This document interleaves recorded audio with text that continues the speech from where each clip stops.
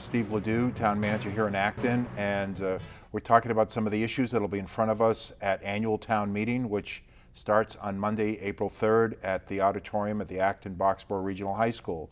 With me is Chris Webster. Chris is the petitioner for Article 25, which is a non-binding resolution about defending our democracy. So Chris, welcome on the show, and appreciate the opportunity to talk about your article. So why don't you talk a little about maybe the organization you represent and what you hope to accomplish with this article. Yes, thank you very much, Steve. I belong to a nationwide organization called Represent.us, US.represent us. And viewers may be interested to look us up on the web. That is our URL. Mm-hmm. You can go there and see what we're about. Mm-hmm.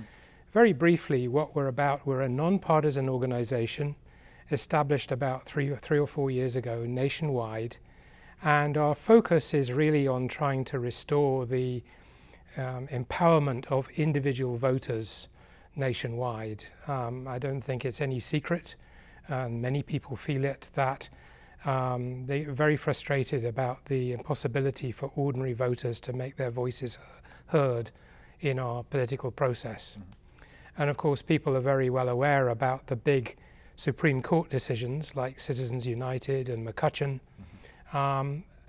That is not really our focus because we think that changing those things is going to be a different sort of effort. There are already several organizations that have those as their focus, and they have campaigns some of which have been running for quite some time and which are likely to run for a longer time, which in the end they hope will cause a change in the law or what have you. Our focus is really on the things which we believe could be done now, even though those Supreme Court decisions are in place.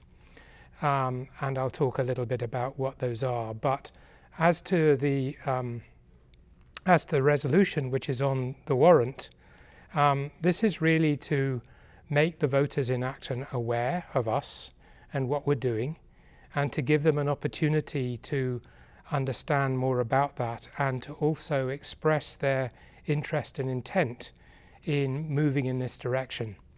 In the resolution which is on the warrant, we have a number of motions for change, such as controlling political lobbying, such as improving the transparency of who's giving money into this process, such as improving the enforcement of political regulations and laws for elections. And all of these are things which we have, which we know from expert legal advice. These are things which we could take action on right now. Mm-hmm. And our sort of strategy here is we are moving similar resolutions in a number of towns in Massachusetts this year.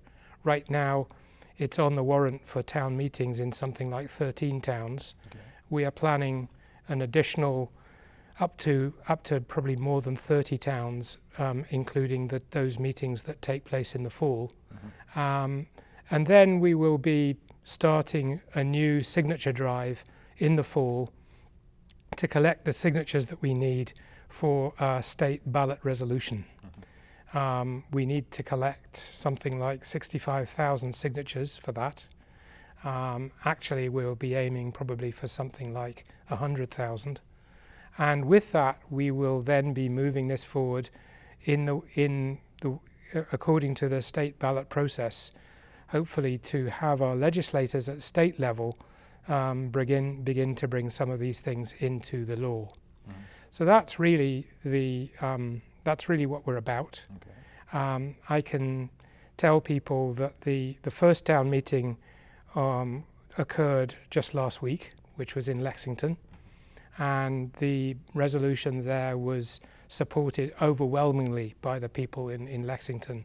It was extremely people really fired up and really believing in this and that sort of thing. So obviously I'm hoping very much that voters in Acton will do the same thing. But I think the points to stress are this is a cross-party thing. It doesn't matter whether you are Republican, Democrat, Green Party, polka dot, anything.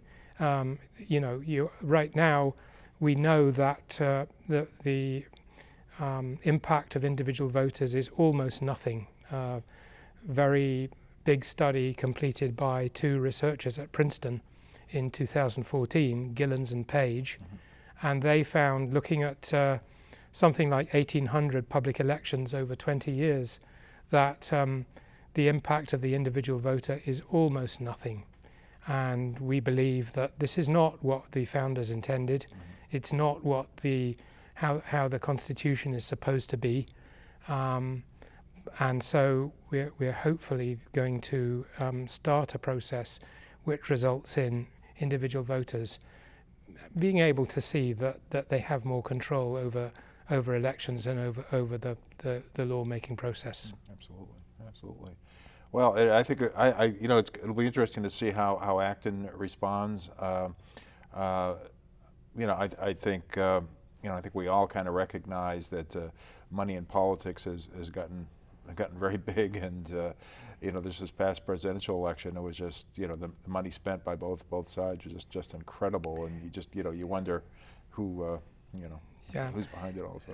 I think personally I think it's absurd, but I think, and again, it's not a partisan issue. I think that both parties, anybody, any regular voters, individual voters, should be able to get behind the idea that we need to have, as individual voters, we need to have more control. One of the things perhaps which is less well known is the number of, as they're known as, revolvers, lobbyists, who travel from the Congress out to various industries and back again.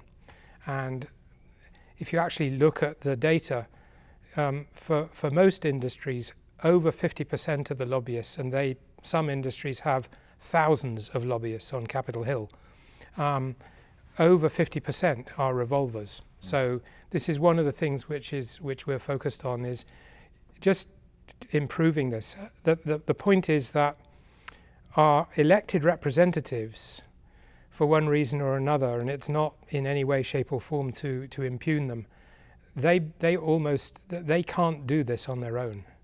It's up to regular voters, individual voters, to stand up and start this ball rolling.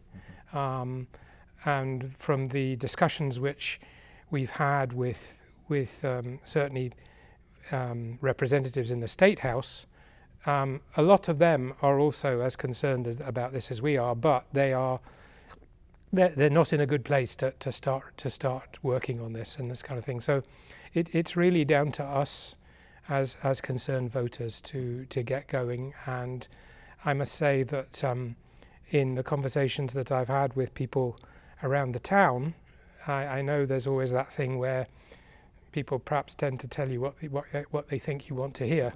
But I haven't come across anybody who thinks this is a bad idea and that has, that has opposing views. So I'm really hopeful that people will come up, stand up, have their votes counted and move this forward.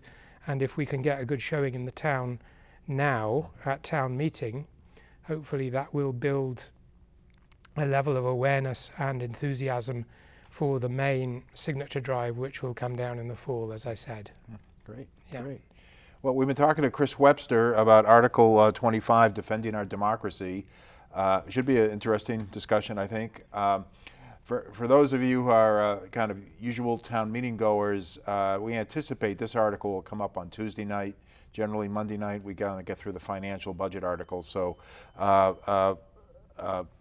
we anticipate, once again, will be on Tuesday night for discussion. So I'd like to thank you, Chris, for being on the show. And reminder for our viewers, town meeting starts Monday at 7 p.m. At the Acton Boxborough Regional High School auditorium. We're going to start a little early on Tuesday night at 6:45, only because we're going to do some of our usual annual awards like Employee of the Year, Public Safety Employee of the Year, and things like that. So once again, thank you, Chris, and we'll see you all at town meeting.